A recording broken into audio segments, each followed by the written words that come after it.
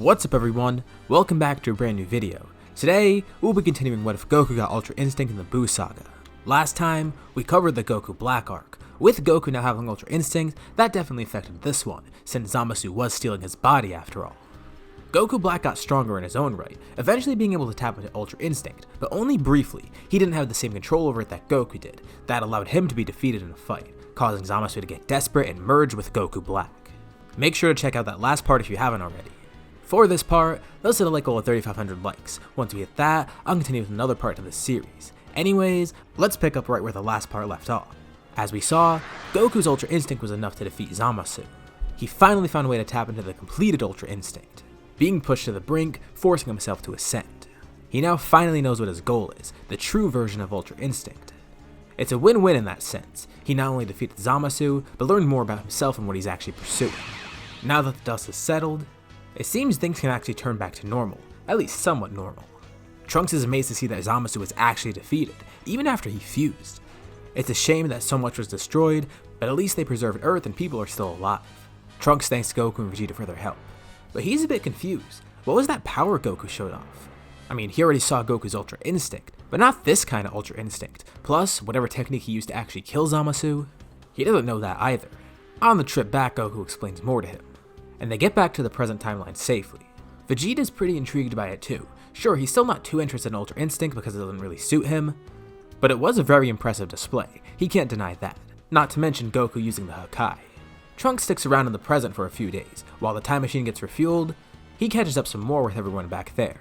But of course, he's not going to stay. He goes back to his timeline, waving goodbye and thanking everyone once more.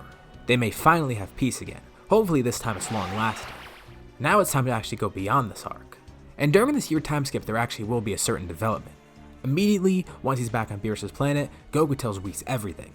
It even catches Beerus' ear. He used the Hakai, and it somehow worked? Both the God of Destruction and the Angel are impressed. But what Whis sees is mainly an opportunity. Goku actually knows what he's aiming for now, and they can work towards it so he can access it at will. And meanwhile, while he's doing this, Vegeta's gonna try and learn some things from Beerus. Sure, he might not be fond of Ultra Instinct, but maybe he can try and learn the Hakai for himself, or any other godly techniques that Beerus can teach him. The two of them split up, as Vegeta tries to train with Beerus so he gets stronger, while Goku goes with Whis to try and perfect Ultra Instinct further. After this, a year passes, and like normal, the Tournament of Power eventually starts. Even without future Zeno there, this would probably still happen because Zeno saw the Universe X tournament, so regardless it's gonna occur. The only difference is there's no exhibition match because there's no future Zeno. And in terms of the team itself, I don't think much of it would change. They'd probably try and recruit the same exact people, and eventually that would lead to Frieza being on the team too. Here's where things start to change though. Frieza's revived, and he and Goku are about to fight. Of course the two would want to test each other's power. Apparently, Frieza's going stronger in hell, doing some vigorous mental training to actually perfect his golden form. Goku wants to see his power, and vice versa. Whis and Beerus allow the two to fight. Also curious to see how the two improved. Obviously they know where Goku stands by now. But Frieza's a more interesting case. Frieza powers up into Golden, as Goku goes into Super Saiyan God.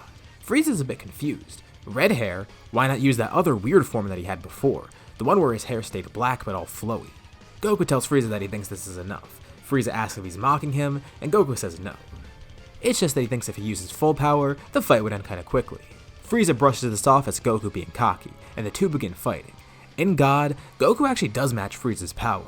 He's grown so strong by this point that even in this form he's enough. Even with Frieza's true golden form now rather than his old golden form. The two spar briefly and enjoy themselves, and Goku thinks that he's actually gauged Frieza's power by now. But Frieza halts the fight and tells Goku he knows he's holding back and he wants to see the technique he used from before. He won't be patronized like this. Since Frieza keeps pushing for it, Goku decides he might as well do it. But he tells Frieza to be cautious. The red drops from Goku's hair, as it turns black, eventually then turning white too. After his training with Whis for the year, he's now actually able to use the true Ultra Instinct. Of course it's still one of the lower levels of it and he still hasn't really mastered it, but he's beyond Omen now. This surprises Frieza. He doesn't remember white hair. Frieza can't lay a finger on Goku. He tries attacking, but nothing lands. Goku dodges instantly. He doesn't even have to look, he does it casually. Frieza's impressed but not deterred. He keeps trying to fight, but nothing works. Eventually, Goku decides it might be a good idea to not waste time anymore. Frieza launches a barrage of lasers to try and hit Goku. And they actually do connect, but when they do, Goku completely vanishes. He only hit an after image. The real Goku is now behind Frieza, and with a single finger, he knocks Frieza out, plunging him into the water below. Goku powers down and turns to Beerus and Whis. This is why he wasn't so worried about Frieza's revival. It's clear that he could be defeated as he is now. Even Vegeta could defeat him too. But still, they need the extra muscle on their team, and Frieza may be a good asset. Now with this brief sparring match out of the way, the actual tournament can begin. As you could probably tell by now, a big focus of this What If is Goku and Vegeta. So we're going to be following them mostly in the tournament. Vegeta still is stuck with Blue Evolution. He's been trying to improve that further so he can get stronger. He also has been training with Beerus, picking up some pretty interesting techniques, but he's not sure if he'll really be able to use them here. But at the very least, he can enjoy fighting in Blue Evolution. The rest of the fighters are able to hold their own pretty easily. At the very least, they do just as well as they did in canon. But nothing too remarkable. Eventually, at some point, Goku would definitely notice Jiren. He's been facing others like the Trio of Danger and such, but no one was really much of a challenge for him. Even though Saiyan from Universe 6, he didn't need to use his full power to fight them. Just his base was enough. Of course, he did show off Super Saiyan just to have some fun. But really, he's actually kind of bored right now. At least until he sees Jiren. Jiren does actually accept the challenge. Goku starts in base, accomplishing nothing against him.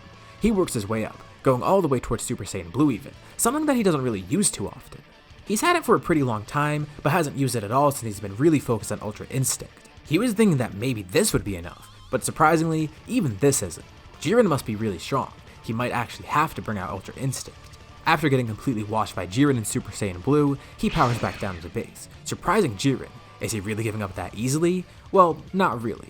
He compliments Jiren's strength, but tells him he has one more trick up his sleeve, something that should really settle this fight.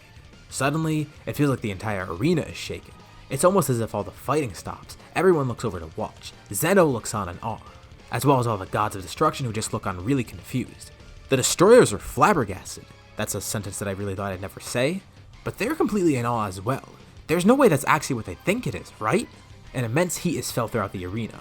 Even Jiren kind of flinches, losing his cool and collected demeanor as he looks on. A giant geyser of blue and purple energy appears, eventually dissipating as Goku's then revealed with white hair, looking completely calm and unbothered. Sure, the gods all heard rumors of this, just like Zamasu did, but they didn't think it was actually true. It seems it actually was Whis bragging and not some rumor. But still, even when they're seeing it with their own eyes, they can't believe it. Beerus feels really calm right now. He puts his hands behind his head, relaxing. He didn't expect Goku to use it so early, but they should win the tournament now. Jiren wonders why everyone's so focused on this. Sure, it's powerful, but what's so special about it? He goes to attack Goku, and instead of him being hit this time, Goku dodges instantly. He tries again, but every time he attacks, Goku disappears. Right now, Jiren is still heavily suppressed. Alright, whatever this thing Goku's using is pretty strong, but Jiren doesn't think it can outclass him, right? He shows off some more power. But still, Goku dodges easily, even going on the offensive, hitting Jiren and dealing a pretty powerful punch. Alright, enough games. Jiren didn't expect to power up either, but he decides to go into his full power mode. Just like before with Goku, the entire arena shakes, this time filled with a red aura. The sheer power of them fighting and powering up alone is enough to actually knock some fighters out, at least some of the weaker ones. Some of the flyers get caught up in the wind from it, and even some people on the ground lose their footing or have the arena break below them. Now with Jiren in his full power, he's ready to fight. The two clash, and this time, Goku actually does face a challenge. Jiren's pretty strong, and he's almost fast enough, but still, not completely fast enough. Goku does come out ahead, not only in terms of power, but really ahead in terms of speed. Since he's had so much practice with Ultra Instinct by now and can use it at will, he's gonna have a much easier time. Not to mention, he's not worn out like he was originally. When he did fight Jiren in Ultra Instinct, Goku was basically on his last legs. He nearly died like twice in a row, and that was also after nearly an hour of straight fighting.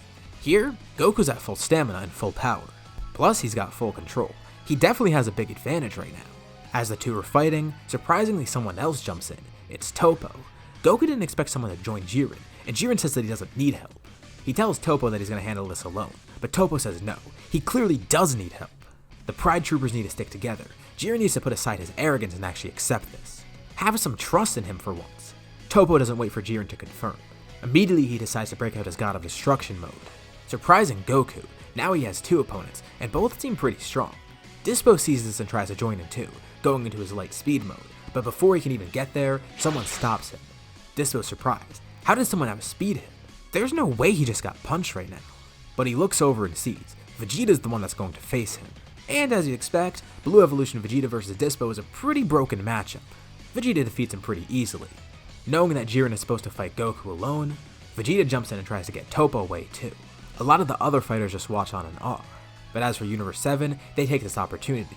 Knowing Android 17, he would use this opportunity to its fullest, trying to knock out fighters while they're distracted. Piccolo and Gohan see this and do the same, and Frieza, well, he's Frieza, of course he'd do this too. Universe 7 begins racking up eliminations as Goku and Jiren continue to clash.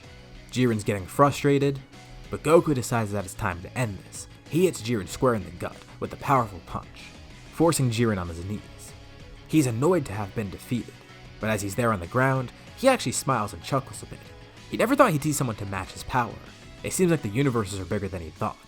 Goku did win fair and square, so he concedes. Goku thanks Jiren, hoping to fight him again someday, and Jiren's confused by this. Aren't they all going to be erased? Well, Goku's actually betting against that. If Universe 7 wins, he's hoping he gets the Dragon Ball so he can revive everyone, telling Jiren that he promises this. Jiren's amazed. Not only did Goku show him great power, but also showed him great courtesy. He acts just like a good Pride Trooper would. With this, Goku knocks Jiren out of the ring, and the rest of the fighters were cleaned up pretty easily. Universe 3 would probably emerge, but even then, do you really expect them to do anything? No, against this power they can't do anything. Even if Kale and Cauliflower were to merge, they wouldn't really stand a chance, either against Goku or Vegeta. Not to mention, all the other fighters in Universe 7 are pretty strong, and they take out a lot of the other ones. The tournament went very differently.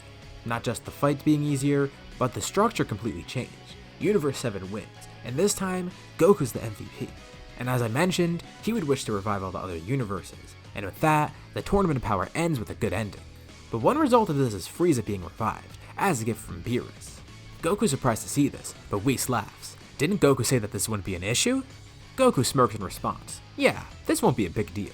Vegeta's a little pissed, but he's confident too. The two of them return to Earth, training and trying to grow stronger.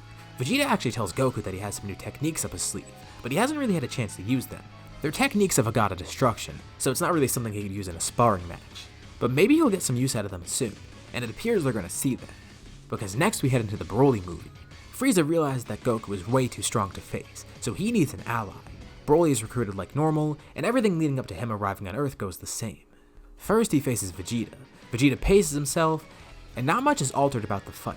He does have an easier time since he is stronger, and eventually it seems like he's about to defeat Broly. Vegeta tells Goku to watch, he's going to show off one of his new techniques. This catches Goku off guard. Vegeta sticks a hand out and Goku immediately recognizes what it is. He not only plans to kill Broly, he plans to completely destroy him, using a Hakai. Goku tries to get him to stop, but the two are interrupted as Broly powers up, going into his wrathful state. Vegeta's ready to go back in and fight and finish this for good, but Goku says now it's his turn. He also paces himself, trying to test Broly's power. He has grown a lot stronger, especially with this transformation. Super Saiyan Goku is more than enough to fend off Broly, but then he goes into Super Saiyan God. And this is complete overkill.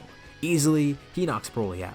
The two had fun with their fight against him, but he wasn't really much of a challenge. They tell Frieza better luck next time. Frieza's really pissed off now, and he decides he's going to take matters into his own hands. He tries to kill Broly in paradise.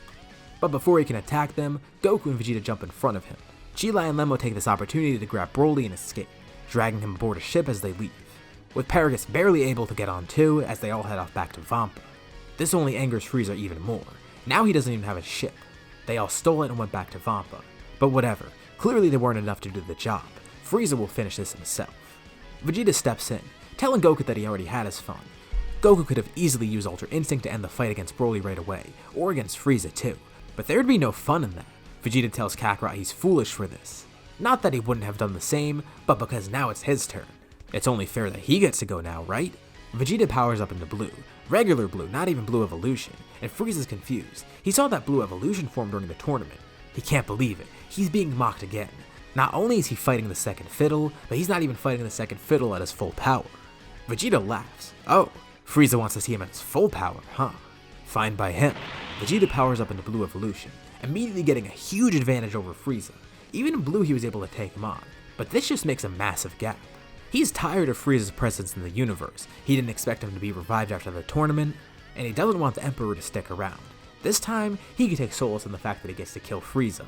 And this is a perfect chance to use his new technique. Frieza's already died twice and he keeps coming back. He's just like a cockroach. Nothing they do gets rid of him for good, and Vegeta plans to fix that.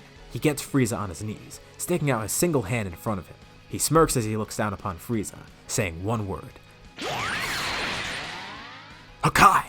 A massive plume of energy comes out of Vegeta's hand. It's purple and mixed with the deep blue flames of his aura. In an instant, Frieza is wiped away, completely turned into dust. Not only is Frieza dead, but he's destroyed. Now he can never be revived again. Vegeta powers down, feeling triumphant. Goku's pretty impressed too, but they still have a long way to go. Although, we'll be seeing more of that in the next episode, because we'll be ending this part here for now. So, what did you guys think about this part? What do you think may happen next? Do you think Goku will get a better grip on Ultra Instinct? Will they find a foe strong enough to face them? And what's next for Vegeta? Leave any thoughts and suggestions in the comments below. I'll be sure to check them out to see what you guys think. As always, if you like the video, be sure to drop a like, and let's try to hit that like goal from the beginning of the video so we can get another part of this series. If you haven't already, why not subscribe, as well as hitting the bell icon to get notified about any future parts of this What If, or any other videos that I upload on my channel. Anyways, thank you all for watching, and I'll see you all in my next video.